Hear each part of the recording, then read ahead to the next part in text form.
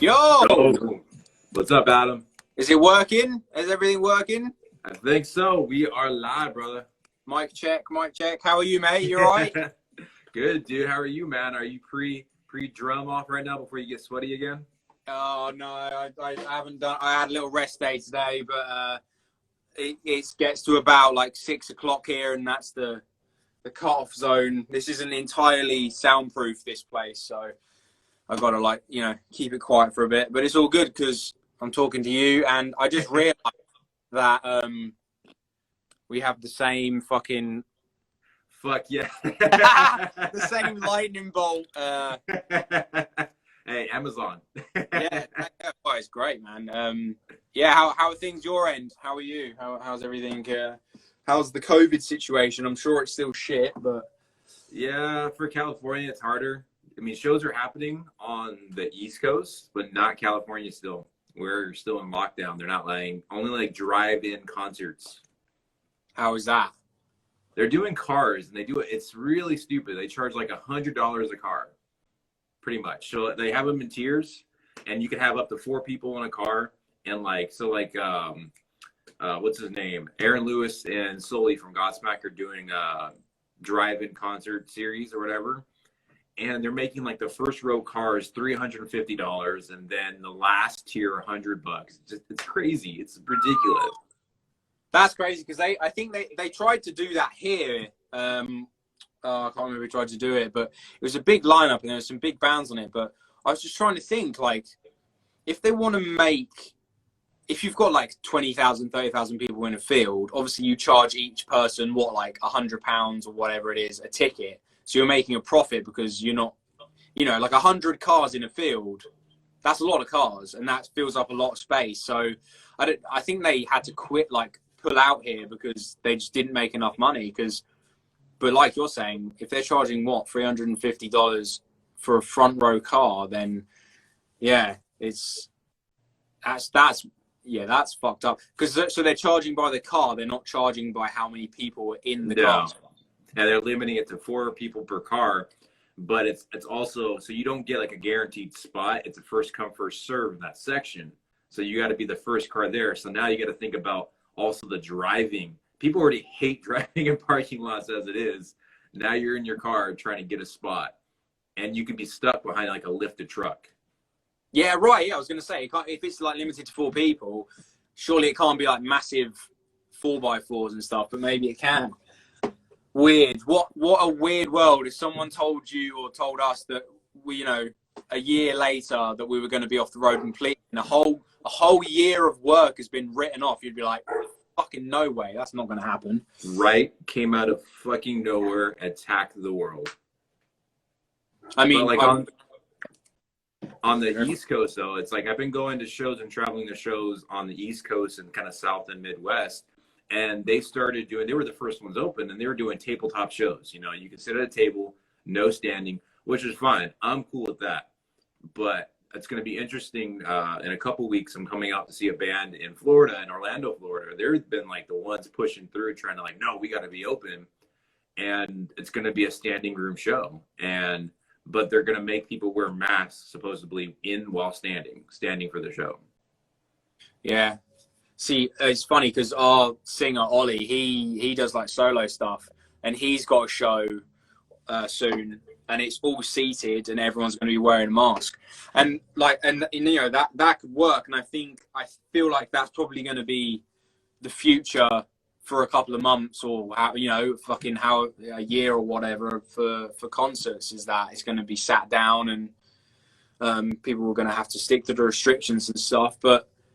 I would say we're lucky, but there's a lot of other industries like the cruise ship industry or, the whole hospitality industry that we had. Have you ever heard of Shiprocked? That's the biggest rock cruise for getting every rocker's dream to go on.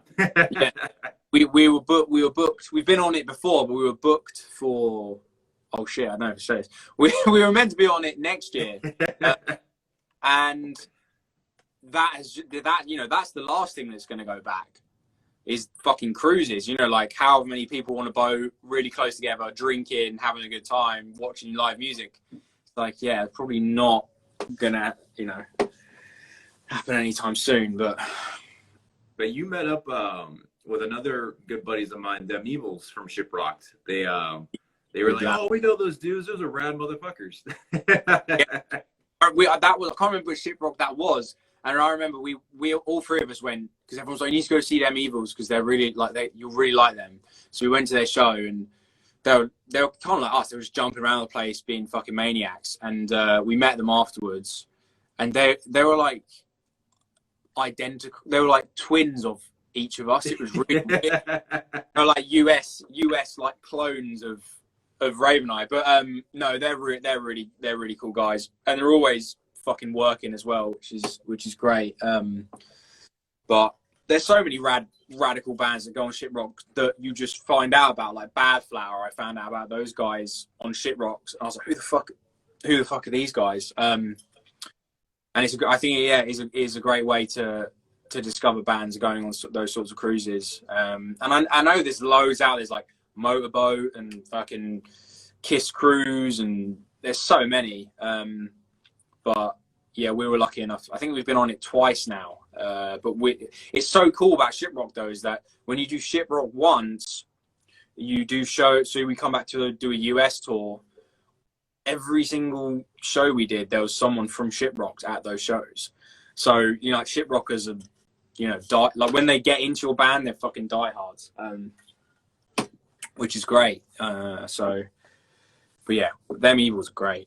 Well, it brings up the question, because that's another thing that fucked up COVID. Touring, festivals, Shiprock, stuff like that, and you're making these connections with bands, with friends, networking, because that's your best way to organically network and find bands instead of maybe potential tours together. How have you guys pivoted with not being able to network like that anymore? Like being able to meet new bands, because everything's now social media based because of COVID. I think we still stay in touch with people, almost more so because someone can just pick up a phone and message people. But I think I was talking about this on the other day. The human element is the thing that we as a band really, really miss, because we always, after every show, we always go to the merch and go to talk to everyone that we can find out, and that side, even performing that. Even this to me is not weird, but I would much rather be in a room with you, speaking to you face to face, not too close, obviously, but but yeah. And I think we've just tried to keep. We did a live stream a couple of weeks ago, and we did tickets with Black Dot Mojo.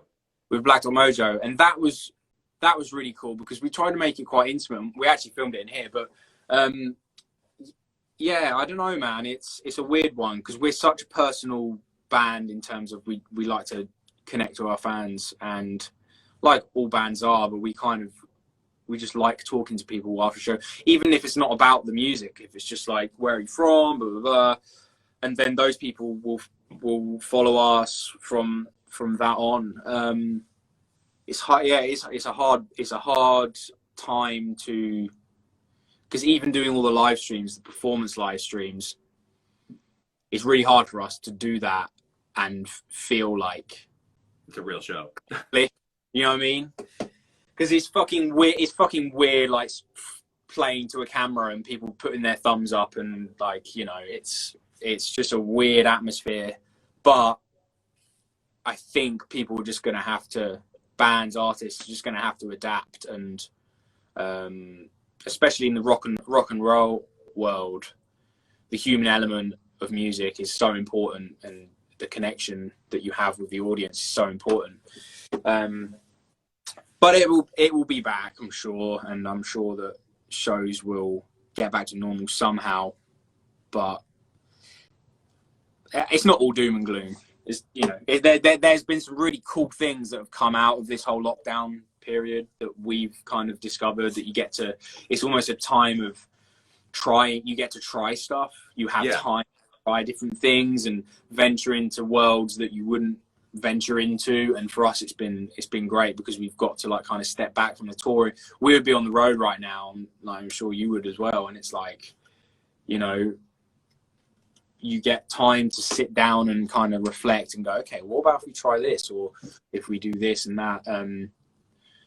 But yeah, man, I think it was a bit of a long-winded answer, but I think it's just that human element is very important to us. But you just try and get on with it. Really, you just got to keep those connections open. You've got to keep, you know.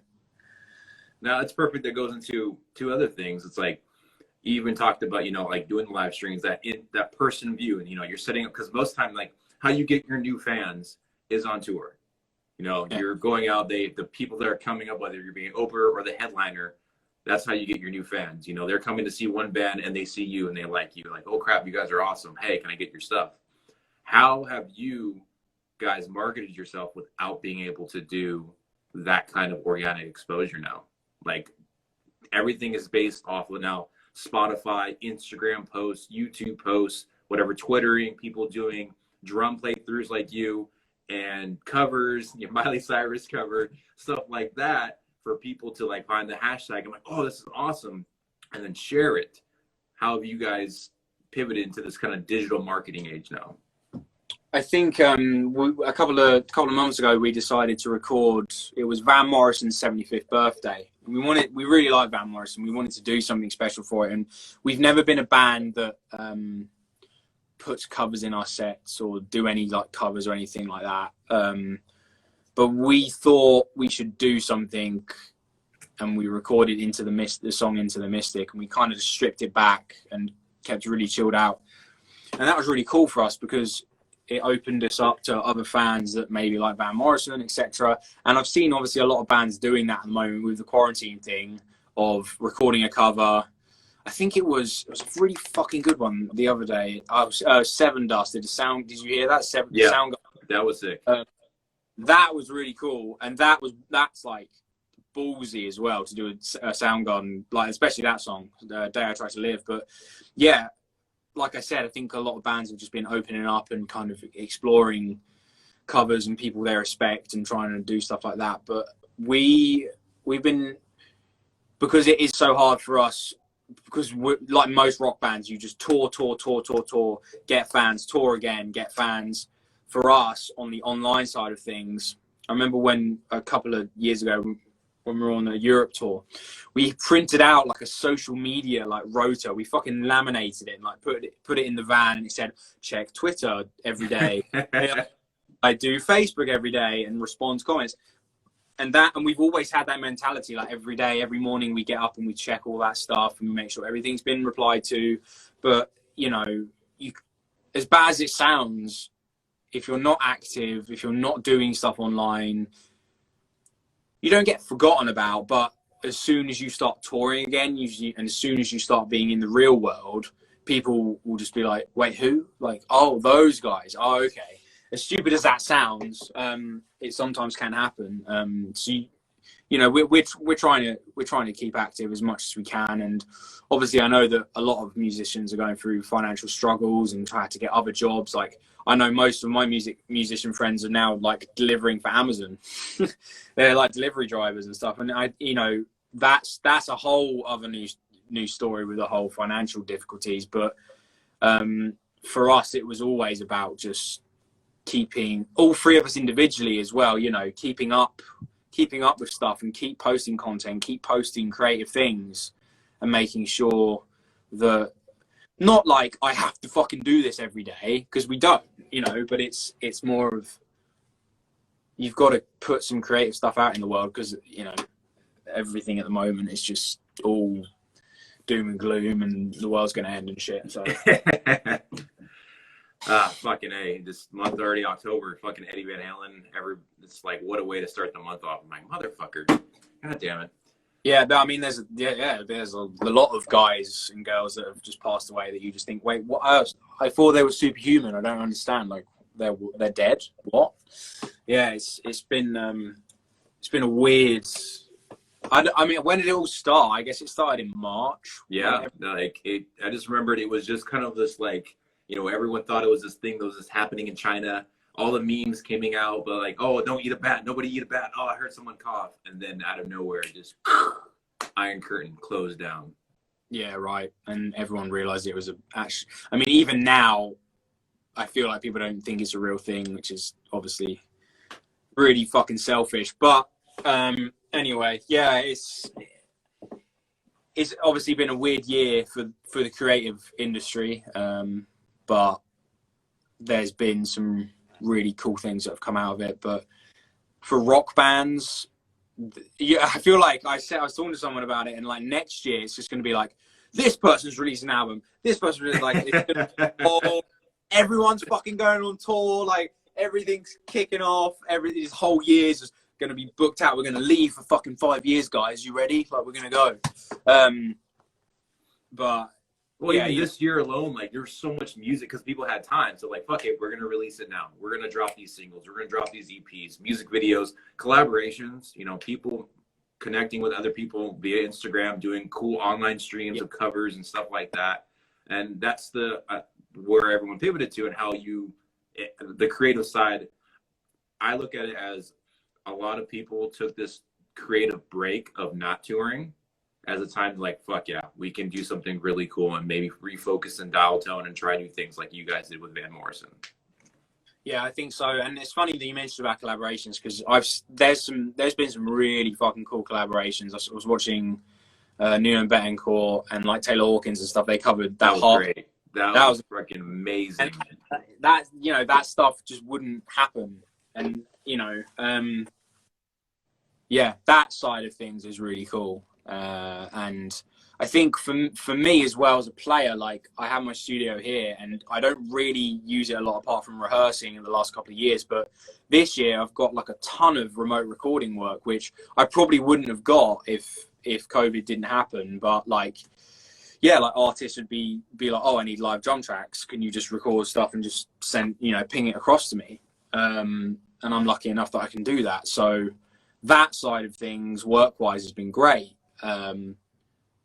But I'm always missing live all the time. I'm just like, you get in a routine. You get in this routine of like, oh, it's sound check, okay, yeah, and then I'm gonna go eat, then I'm gonna go work out, and then I'm gonna play a show, and then I'm gonna pack down, then I gotta go to a hotel, and then you do the whole thing again. I love that. I love the routine of just like everything on tour is,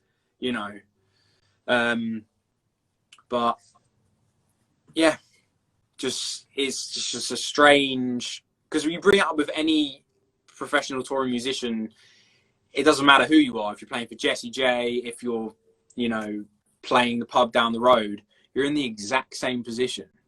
It's like you're stuck indoors and all you can do, I mean, that's another thing that I've been trying to get done every day is like practice, because I haven't really had the time.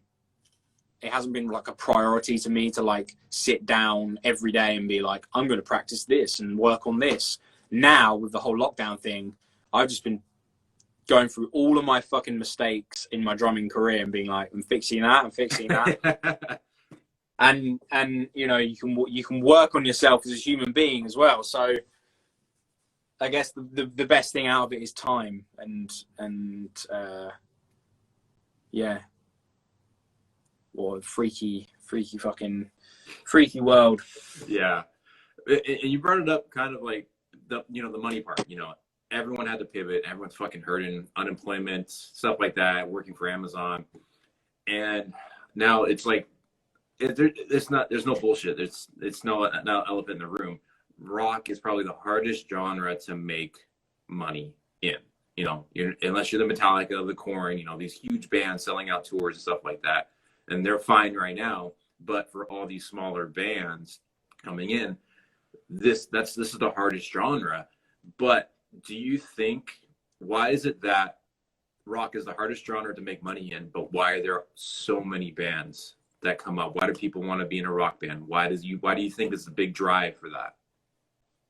I think rock has always been, there's obviously the human element of rock and roll. Everyone's been, I remember when people just go, oh, rock's dead and all this shit. It's not. You just got to search for the good music. And I think, like you said, there's so many bands out there. But I think the reason it doesn't make the big dollars as it used to or whatever is, I think everything in music is just goes round in a circle. I don't think, 20, 30 years ago, even before that, rock was massive. It was making millions. You were doing like, I was talking about this with someone, and I was like, even with record labels now, 20, 30 years ago, they would put you on a $2 million fucking deal. They'd fly all around the world. They'll get you all the press you wanted. And they just, and that wouldn't even be a dent in their budget. They'd be like, oh, you guys okay? Like, you know, and they would help you grow as a band now, because people know that no one will listen to the majority of rock music on the radio. There's no investment in younger rock bands, unfortunately. So you've kind of got to go the route of like, well, I'm just going to fucking do it myself. And the ironic thing is that when you get to a point where you have everything, you've got a fan base, you've got a following, you've got like a bit of money, you've got your CDs, you've got your artwork, then someone fucking comes in and goes, hey guys, yeah, I've got this deal here. Do you maybe want to like work something out? And it's like, we don't need that now. It's like, why couldn't you help us in the beginning? But I guess it's different in the US. Over here, you've got like BBC One and BBC Two, and then like fucking Planet Rock and all those places. They do play rock music, and they do play some like Planet Rock's great for up and coming bands. They play so many up and coming bands. But with the US, there's big rock stations, isn't there? But there's so many of them. Yeah, besides like, you know, Sirius XM and stuff like that, every city has their rock station. Right, okay. But the majority of, so like if you got in your car now and you turned on the radio, what would you hear probably? Like what would be like? Probably one of the hip hop stations that would pop up first. Like our biggest one is KOLS is LA's biggest like rock station. There's an Orange County one as well. I know Sirius XM is more of a bigger US broad base because I know it's a satellite radio stuff, and they have a lot of rock channels, but it's harder to penetrate into that market because you got to either pay to play or they just pick you up or something like that. Right. Yeah. Yeah. I mean, the money side of things, I think I was reading that if you get like 1 million plays on Spotify, as an artist, you get about, I think it's like £10 or like, you know, not stupid like that. Obviously that's for every artist, but I'm not sure about the radio side of rock, because there is stuff played on the radio that is rock music, but I think kids and people growing up don't really want to listen to loud rock guitars and someone singing about their life and stuff. But it's weird because there's a lot of bands coming up who are doing popular in the rock scene, like the Struts and the Regrets and fucking Bad Flower as well. And there's like, and Greta Van Fleet and stuff like that. Like those sorts of bands, I feel like do really well on the radio and do really well just in general, is because they've got like sprinkling of different artists that people visually and audibly just associate with them. So like the Struts, they're from here. They're fucking great. I've seen them live loads of times. And the frontman is exactly like Mark Bolan from T-Rex and like Rolling Stones and Queen, like all mashed into one. And people, same with Greta Van Fleet, although they'll never fucking admit that they're influenced by Zeppelin, which is the most art, people will go and see them because of that influence from Zeppelin or the sound they hear. Exactly. And that's that whole kind of, people, even with rock bands, people will listen with their eyes. People will see something and then associate that with something else and go, they sound like that band, they sound like this band. And no one's ever gone,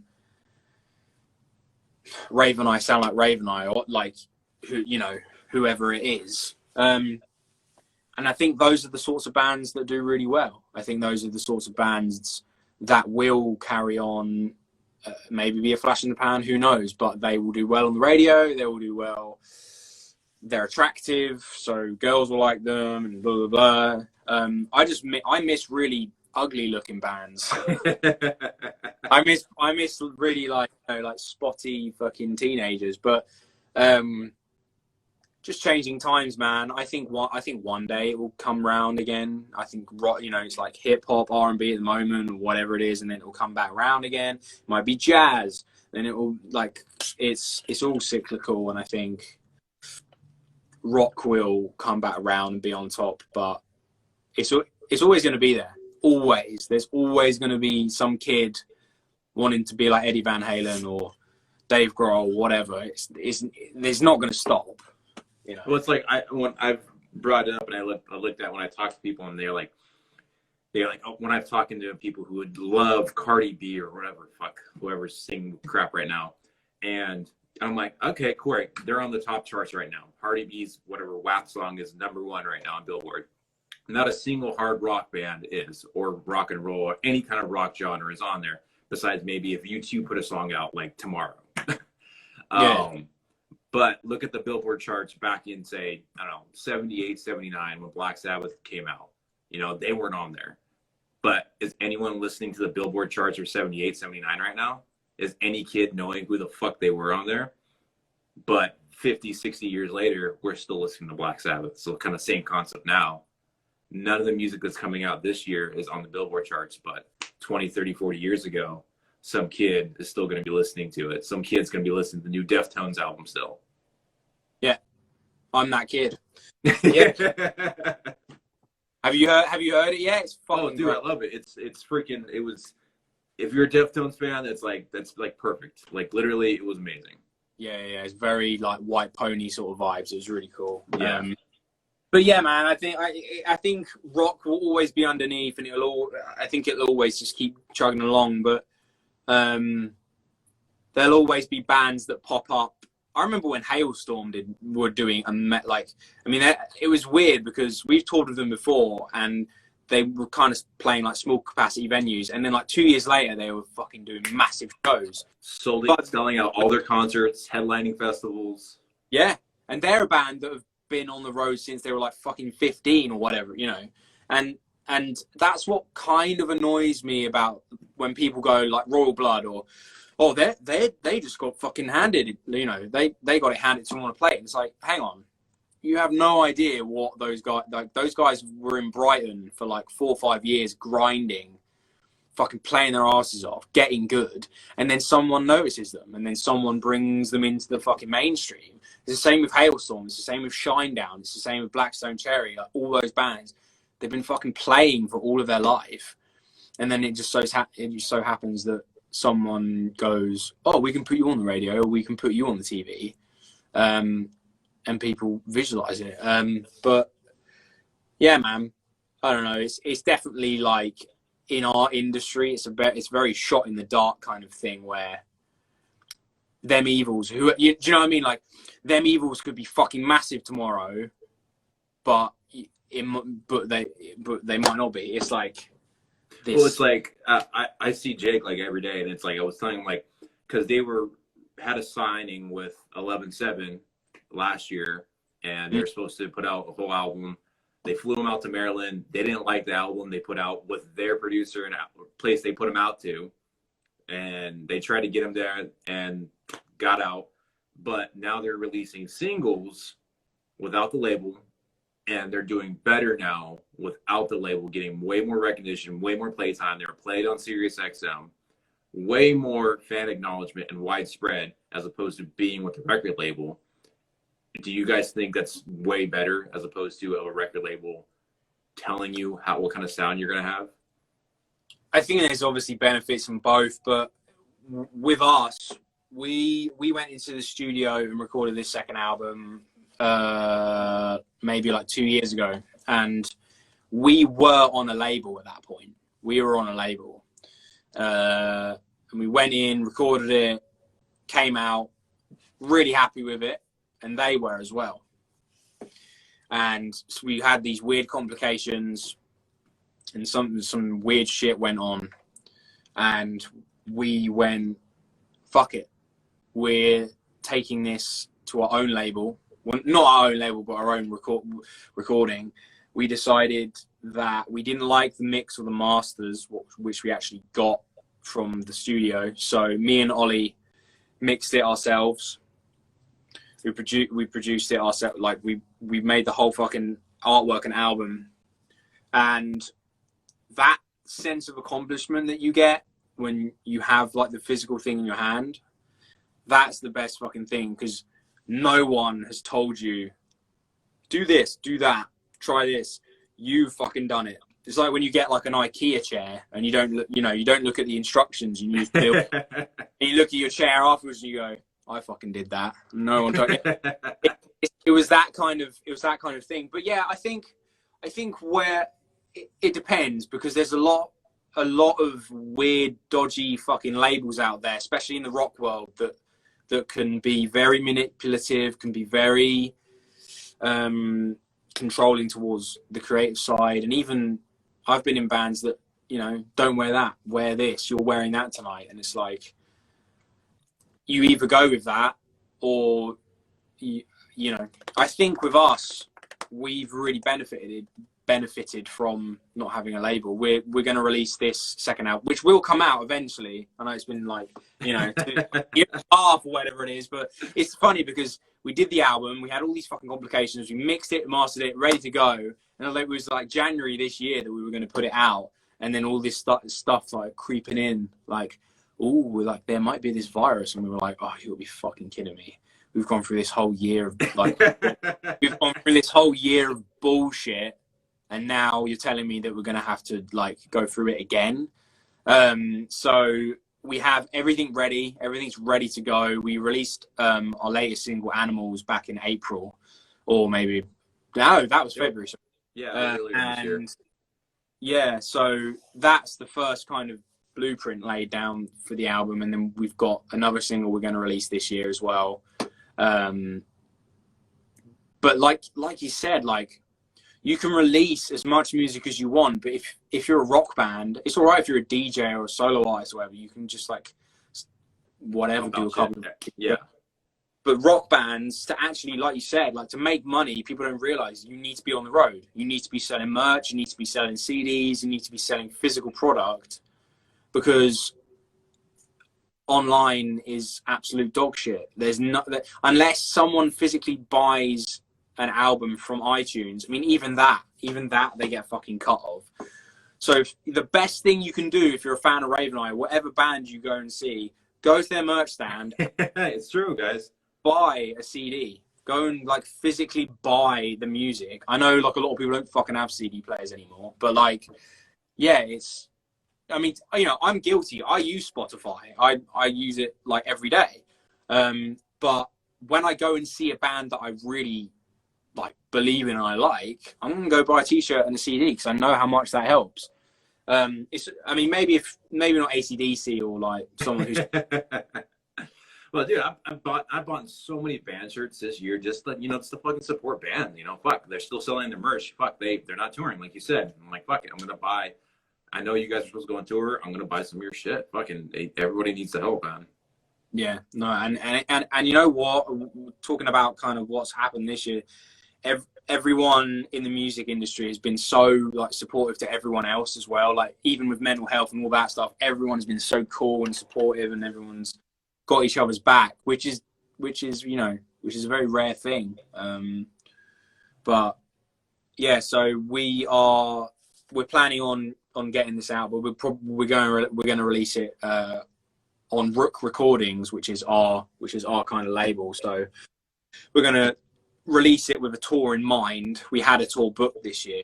We had several tours booked this year, but they all got COVID. They all demolished. So we, like every other band, they'll be back big and strong, but it's everyone's got to stay safe right now, and we'll see when all of this kind of goes away. But it's the weird thing is, even when we get a vaccine, even when everything is legal to do, people are still just, people are going to still be a bit like, But then saying that, I feel like people are going to get sick of, they'll want to go to a show as much as we want to play one. Yeah. So, yeah, man. You guys are going to do it. You're going to release a new album, hopefully next year, but you guys only have currently on for everyone to listen to, one album, Nova, Yep. which, if we want to do like a flashback, isn't that kind of like when you joined the band, like around 2015 or so? And then you guys put out album Nova, or 2016 or something like that? Yeah, there you go. Here's the fucking, here's the tour. Here's the Nova tour we did. There's on there. Yeah, so that was 2016 when I joined. Oh, hang on. Yeah, so 2016 when I joined, and that was like go time. I joined, and it was the album release, and they were like, we're doing this, and I just had to jump on the moving train kind of thing. So yeah, that was a really exciting time, and for me as a player to try and, there's a guy called Gunnar Olsen. He's like an incredible drummer, and he played on Nova. And Ollie sent me the album and was like, just learn this, come to the audition, and like we'll see whatever. So I came to the audition. There was 5 other drummers who were auditioning for it. And I think I was the first. I think I was first in. Went in, did my thing, and then they cancelled all the other auditions and were like, "You're the guy." I was like, fucking brilliant. I was like, okay, great. So yeah, that's when I joined, and it was kind of thrown in the deep end, really. And we went to the US, we went to Europe, mainland Europe, we went all over the UK, did that, and then the next year was even crazier. We went on tour with Kiss and like loads of other bands. So I'm sure it's the same with a lot of other bands. You get this momentum and you keep going, and then you get on to like album 2 or album 3, and you just have this like, it goes all the way down again. It kind of levels out and then it goes up again. But yeah, it's been an incredible ride so far. And so I think I've been in the band for 3-4 years now, which is fucking mental. But it's still, I guess it's still a baby band in a way. Like, it's 6-7 years old, the band, but we've just tried to cram it all in the last couple of years, to do as much as we can. And well, it's like it literally, like you said it earlier, you and them Evils are exactly, you guys are twins. You're the UK version, there's the US version, and just like them, you guys have flown under the radar, pun intended, and been part of with Kiss, Ship Rock. You know, you supported like so many bands and opened for bands and whatnot. Like everyone knows who you guys are, and you develop these network. It's like you guys are there, more or less. Like everyone knows, because the rock community is small. Everyone knows everyone through someone, and you guys have been supporting all these huge artists this whole time. Yeah, I think that's the great thing about the rock community. Even like US and UK, if you keep just going and going and going and talking to loads of people, and like you said, someone 6 degrees of separation, this person knows that person. Oh, you know him? Oh, I know him as well, you know. And eventually, yeah, you do get to a point. This second album for us was really important because obviously Nova was Aaron and Ollie and a session guy. This album is the identity of RavenEye. So we kind of wanted to solidify what the sound of RavenEye should be, but is now. Because people look for an identity in bands now. I feel like you get like a new member, people go, "Who's that? I don't fucking like that guy," you kind of thing, you know. So you want to establish a strong identity, and I think we have with the second album. I think sonically you can hear all of our personalities, which is great. But yeah, whenever the fuck that comes out, who knows? Let's see. Your guys are holding on the album. You want to release it, and you're going to release another single. There you go. You guys are holding on to the album. You're going to release it. Internet.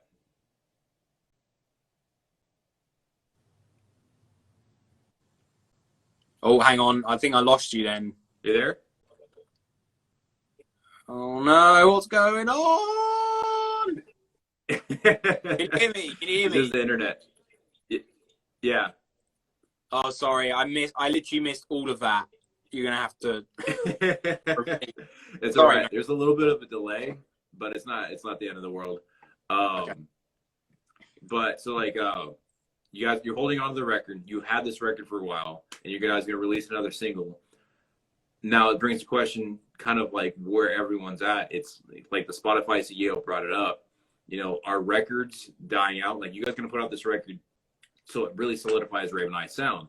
But is the art of putting out albums going away, and EPs and singles throughout the year the new way of being a rock band? Yeah, it's a good question. I think I know so many bands that are doing the whole EP single thing that they'll almost go into the studio and record like an album's worth of material, like 12, 13 songs, but they'll go, well, we'll just put it out as single, EP. I think, for example, like the new Deftones album or whatever's come out in the last couple of weeks or months that's a new album, like I like the journey of albums. I like the story, and I like the sonic kind of journey as well. And I think people just don't have the patience to listen to an album anymore. I think people just go, okay, what's their latest single? Oh, this one, okay. And they'll put it on and they'll go, okay, what's their next single? I can't remember the last time someone actually put on a full album, listen to it from front to back, and then go, wow, okay. Because there's a lot of albums out there that have like you can tell what the singles are in the album, and then the rest is like filler, and you're like, I'm not going to listen to them songs because I know like we didn't really want to do that with this album. We kind of just wanted to have like every song could be a single, and every song you could pick one out and be like, that could be on the radio, or that could be in a music video. So yeah, we've got a total of 12 tracks on the album, and I think we're going to release it in vinyl, we're going to release it on CD, we're going to release it on as many physical platforms as we can, and obviously all the digital side as well. Because with Nova, the vinyl we printed, all of that shit got sold out in seconds compared to CDs or online or whatever. It's like, that was the thing that went straight away. And I think that's going to continue. That's not going to die out, because with vinyl, you're purchasing something that you don't just get the music, you get the artwork, you get the lyrics, you get fucking stickers, you get everything encapsulated in one big like package, and it's not like this thing on your phone that anyone can have kind of thing. It's a personal item. I think albums are still popular. I think if Miley Cyrus released an album tomorrow, everyone would be like, have you heard this fucking great album? But it's just the way you release things now. It's with COVID, it might be a better idea to release single EP. But I don't really like. I like releasing maybe like 3 singles max, and then you drop the album. But obviously times are changing. People's attention spans are lowering, and everyone wants everything now. I want it now. Yeah, everyone has that short fuse now. Everyone wants it quick, lickety spit. They want the next thing. All right, cool, I heard it. All right, what's your next new single? When's that coming out? Like, there's no. I think it's now just because of the technology. Technology is making everything so. Here you go, right there. You can have this now. You don't have to wait for it. You don't have to pre-order. You don't have to wait in line to buy your ticket for a concert. You can buy it now. That stuff, and it takes away. Maybe I'm feeling it's taking away the enjoyment of music now. Because like listening to Tool when it came out a couple of years ago, last year, I think Tool's last new album came out. You got to listen to that front to back. That's a journey. But people are changing. I don't know if it's going to come back to where you can just enjoy the whole album anymore with these new, I want it now, quick and now. Yeah, I think it just goes back to that whole thing of rock fans.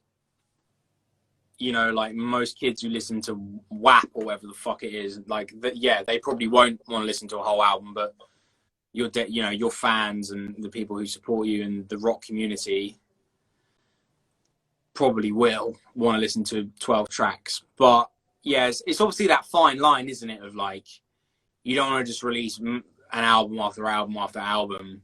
You want to change things up, but it's I always go back to if you think it's a journey, if each song is linked, which we try to do with this second album, then it shouldn't be put out in any other way than that. Because like, just imagine if Songs for the Deaf was put out in a fucking like EP or singles. It's like, how are you meant to play that in your car full blast from track 1 to the end track? It just wouldn't. You'd be like, this feels all disjointed, it doesn't make sense. Why is there weird radio sounds on it? But if you listen to it in its entirety, then it makes complete sense. So we'll see. I think albums will still be albums, because I would want to put a CD in and leave it, and just leave it. Don't fucking touch it. Just let it go, you know. But yeah, the people's attention spans are just. I remember someone saying, like, you have to write a song that has a chorus that enters at like 30 seconds, or people aren't going to listen to it. And I was like, really? Okay. Well, yeah, I don't know. Weird. Yeah, it's like you said, it's a fine line. Yeah, because you're going to have fans that's still going to want to enjoy it, but then it's going to be. It's a weird. I think rock music is in a weird crossroads right now, and in directions how bands are going to come out, how they want to put out.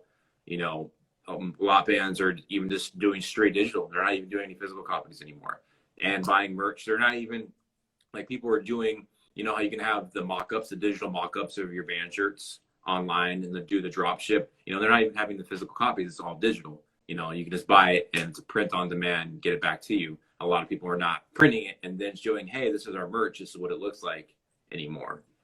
I guess it comes out to a really good question is, do you think it is a lot easier to be a band now as to say like 5 years ago? Because really this whole internet streaming, buying, digital age really just took off within the last 5 years, from 2015 to now. Because Spotify 5 years ago was like just a radio station. Like, it wasn't anything. And you can still buy music there was no streaming music whatsoever. And do you think it's easier now for bands to be around, or is it harder to be a band with all this streaming, everything streaming on demand now? I think it's probably, if there wasn't any of this streaming and social media shit,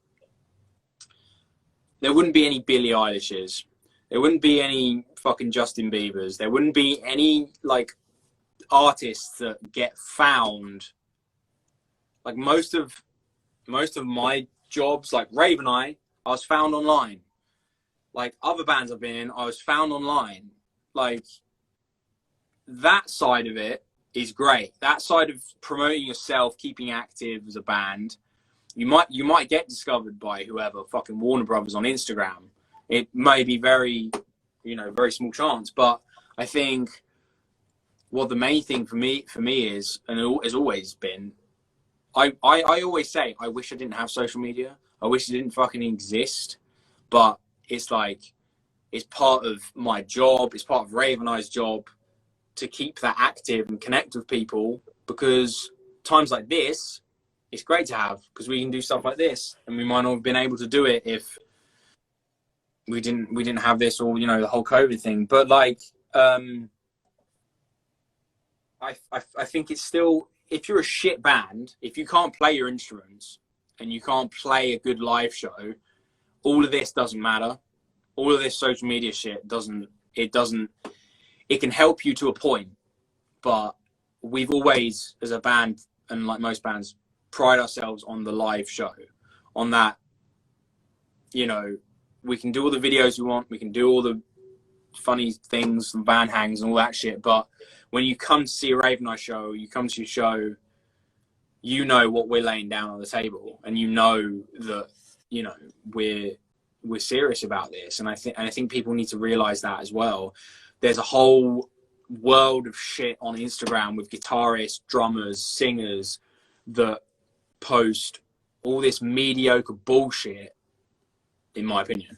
But they're good looking. They've got muscles, and I had it like, you know, and you get followers, you get views, but are they real views? Are they real followers? Like, and it's all this fake fucking bullshit that revolves around some artists that you see, and you don't see the whole picture. But you know, in most social media things, you don't know what's going on in their life. You don't know what they're doing on the side and stuff. So everything's now with bands could be a complete illusion. It could be like, our life's great, we're getting signed to BMG, we're doing this sold out showcase, but you know, in reality they could get dropped tomorrow. But I think it's very hard to be a band anyway. I think it's fucking hard to be a band anyway. I don't know, I think social media helps a lot to promote yourself as a human being, as creatively, but it can also like really damage your band's kind of, not reputation, but if you say one thing that upsets someone, or you say something out of line or whatever, it's like that's there forever and people can see that. I would say it's definitely harder, but there's more possibility. There's more experiences that can be had. There's more connectivity with people. You know, like 10, 20 years ago, could I message RJ Hale or whatever and say like, hey man, like, hope you're well, check out this video that I made, and they go, that's great man, like that's one of my fucking idols, and they've just replied to one of the things I've put up in the web for everyone to see, and I'm just in my fucking shed. So I feel like that's opened up a whole realm of possibilities. And even with Shiprock and stuff, we message all the bands before we go on and go, hey, we're coming on, like it'd be cool to meet up in real life. You wouldn't be able to do that if we didn't have social media and stuff. So there's disadvantages and advantages to everything, but I think, yeah, that, you know, you just learn how to play your instrument. You should be all right, I think. That's the important part.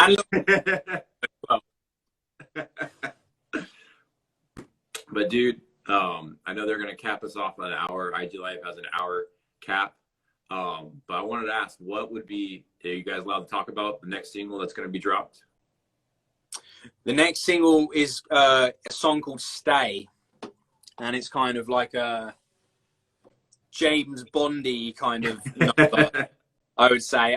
That's the closest. When we wrote it and we played it back, we were like, yeah, this could be on like fucking Casino Royale or some shit. So yeah, the next song is called Stay, and it's like a kind of like, it's the ballad of the album, but we also said fuck ballads when we were making this album, so it's kind of like a bit of both. It's like riff rock ballad, but yeah, hopefully we'll be getting that out in the next few months or in the next couple of weeks.